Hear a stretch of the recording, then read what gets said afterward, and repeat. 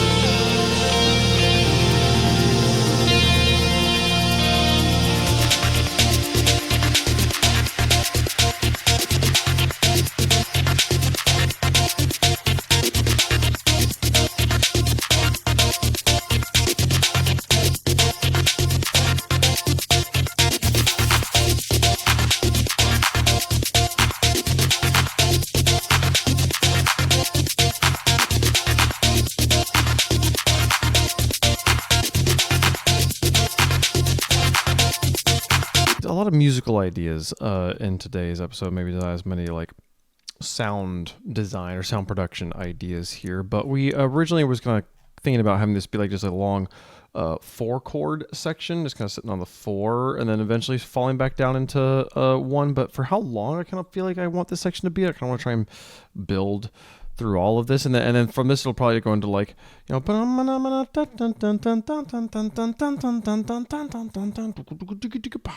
and you like fully go back into the drop. So maybe like 8 more bars after this before we're fully into drop. I like this instead of just sitting on 4, going back and forth between 4 and 5 here. So kind of going, you hear kind of going between 4, 5,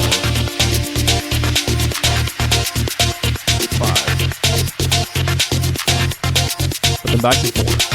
Going back to 4 and 5, 4, 5, 4, 5 there. Like, it just like you're constantly wants to hear 1 and wants to hear 1, wants to hear that coming through. So I think this is a little bit better of a musical idea, and it fit really well with kind of some of the MIDI we had early for our synth up here, and with a little bit of tweaking, we were able to get a pretty good little idea that I think is pretty musical here with this guy.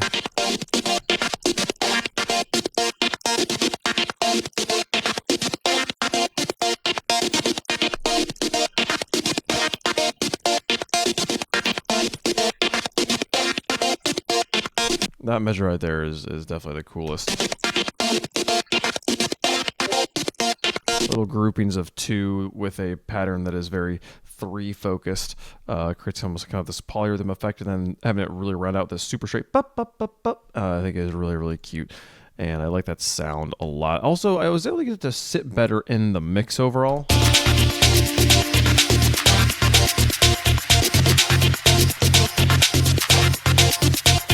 It's still not like super obvious what your ear's supposed to be latching onto there, but it is much betterly sat in the mix. Surprisingly, with this like huge bump I gave it in the EQ, 6 decibels of gain, around 700 hertz. It makes a big difference when you turn this off.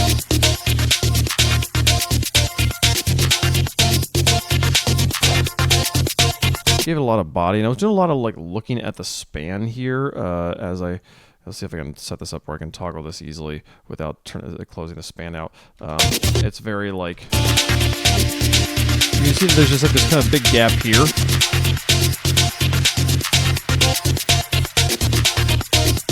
So I was able to bring it up into that space that is definitely the most free real estate in the mix, and have it sit in a nice spot. And honestly, it felt better over here too. I did that for all of this kind of filtered up section here, where we got like over here where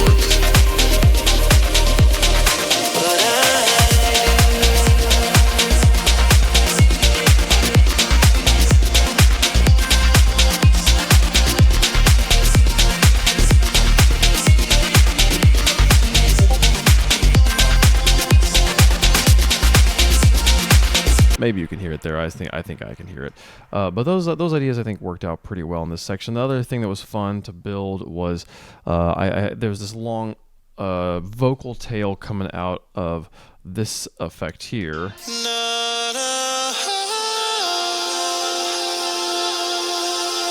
Ringing around beautifully. And right now I have this now fading out. I have the actual tail fade out, but I rendered that tail and then chopped it into kind of just the end of it here, and then had this effect on it here, which is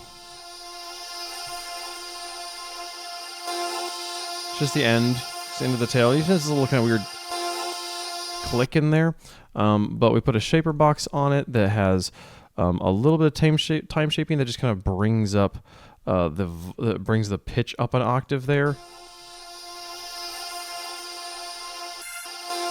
Just for a moment, kind of pops at the octave, and then the majority of the work is being done in this this volume shaper that's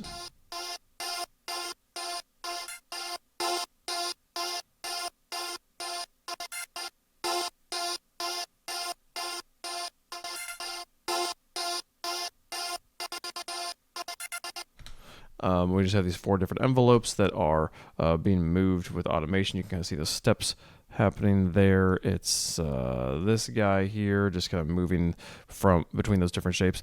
And then we put chroma on top of it, where I was just kind of played this in. I kind of turned different notes on depending on what pitch I wanted it to be focusing on.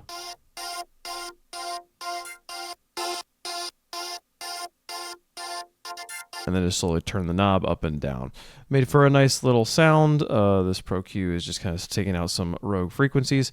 And then we just have it fade in there with the gain you saw increasing. And that kind of, it has a pretty solid handoff here.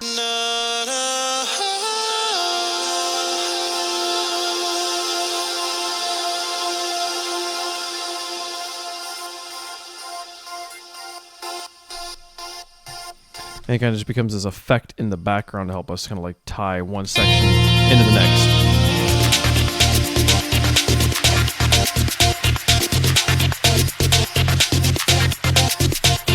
Just kind of supposed to be an effect in the background, not as much like something you're really specifically paying attention to there. The last thing is kind of bringing in a clap snare. I think that's where the rhythm starts to feel like it really begins to drive again. So I'm really excited about where this is going. Still needs some sort of like, I really want some sort of like rumbly things in the bottom end. Right now it's just the bass holding down the low end here. And I think just some like sort of, especially in this first bit here before the snare comes back in, some sort of like low drum hit sort of sounds. It's going to go boom, boom in the background, just kind of create almost like a hit for subs. I think could really be cool.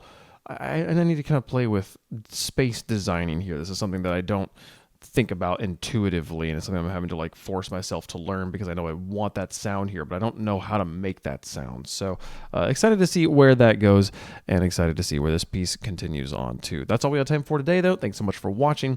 See you guys tomorrow. Bye-bye.